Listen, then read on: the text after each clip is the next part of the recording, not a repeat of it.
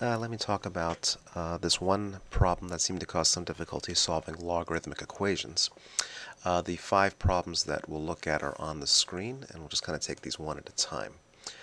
First, the top one, logarithm of x equals 2, where both of those are base 2. The first thing we need to do is to figure out where the function is defined in the first place. So the question asks us to find the domain of this. Well, the domain of this logarithm function is all positive numbers. So we need to have that the logarithm of x base 2 is greater than 0. In other words, this inside logarithm has to be greater than 0. And therefore, that means x has to be greater than 2 to the 0, which is 1. So the domain of the left-hand side here is all values of x that are larger than 1. If x is either equal to 1 or else less than 1, then the left-hand side here is not defined in the first place. Okay, now to solve this equation, so we slide this 2 underneath. So we get that the logarithm of x base 2 is equal to 2 squared, which is 4. And therefore x would be equal to, sliding the next 2 underneath, 2 to the 4th for 16. So that's the solution, and the domain of the left-hand side is all values of x that are greater than 1. Okay, let's now turn to the second equation. The second equation is defined as long as logarithm of x is, so the first one, the first term, we need x to be greater than 0. And the second bit is all good as long as x squared is greater than 0. So that means x is not equal to 0. And the intersection of those two things, of course, would be that x is greater than 0. So the domain of the left-hand side is that x is greater than 0. To solve this, we write this as a logarithm of x base 3 squared minus 2 times the logarithm of x base 3 minus 3 equals 0. Now this is quadratic in form, and so we can factor it. Logarithm of x base 3 minus 3 times the logarithm of x base 3 plus 1 equals 0. And so we have that the logarithm of x base 3 is equal to 3. Or the other possibility is that the logarithm of x base 3 is negative 1. And so solving the logarithms, we get x is equal to 3 to the third, which is 27. Or the other possibility is x is equal to 3 to the minus 1, which is 1/3. So that's the solutions to the second equation. To solve the third equation, first, again, let's consider what the domain of the left-hand side is. The left-hand side is defined as long as x plus 3 is greater than 0.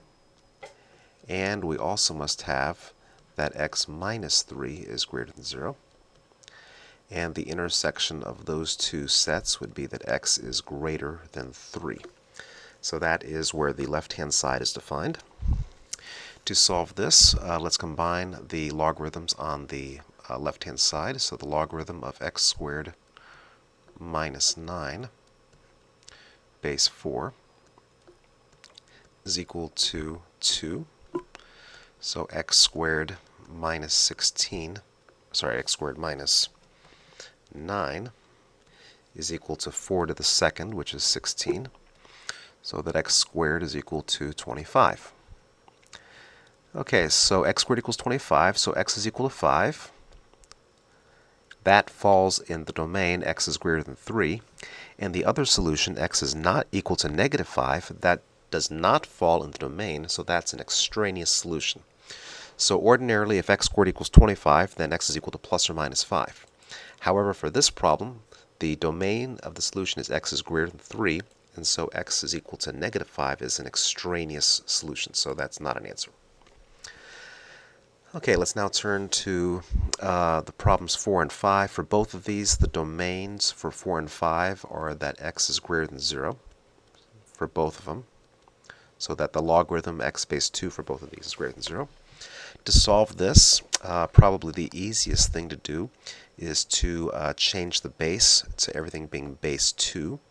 So the logarithm of 7 base 2 over the logarithm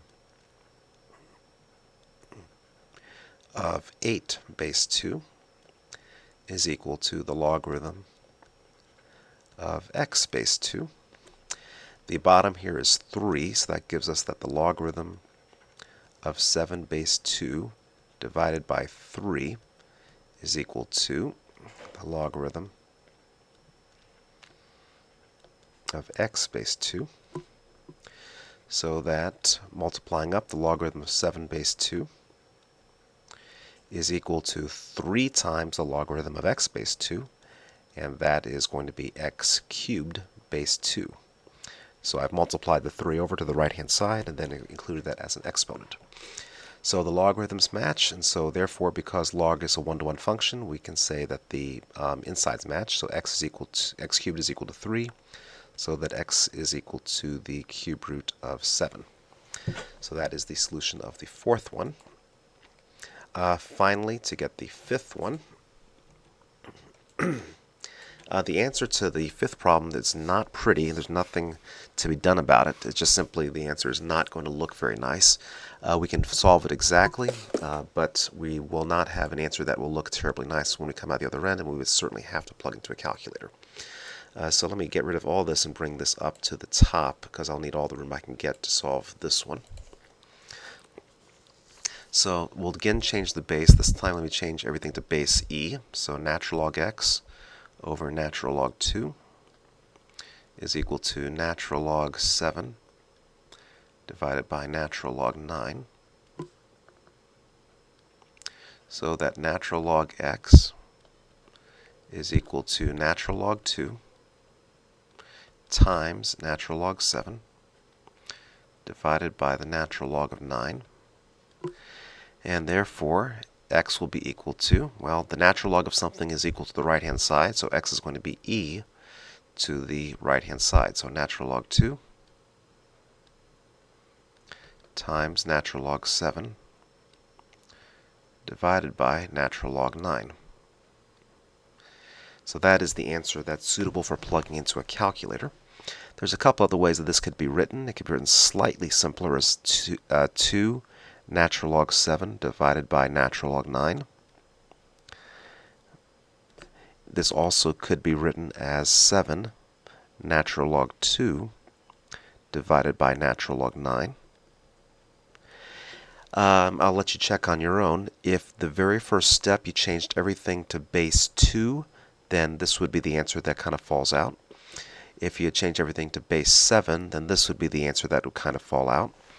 But that's pretty much the answer. It's not pretty, but that would be the answer, and then you just simply have to plug into a calculator to get a decimal approximation.